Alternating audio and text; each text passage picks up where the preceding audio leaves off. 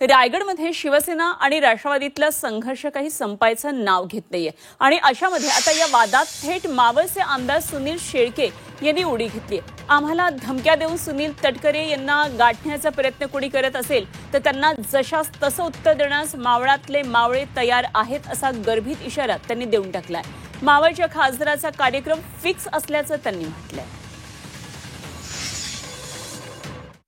2029च्या 4 दिवस अगोदर सांगा आम्ही मावळात बघू काय करायचं ते।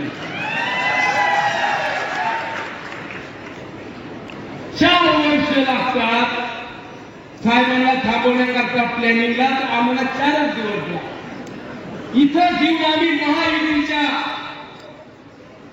खासदारांचा प्रचार केला, आम्ही तरी त्यांच्या घरोघरी जाऊन मतं मागितली आणि मावळ कर्जतची जर ठरवलं तर कार्यक्रम फिक्स।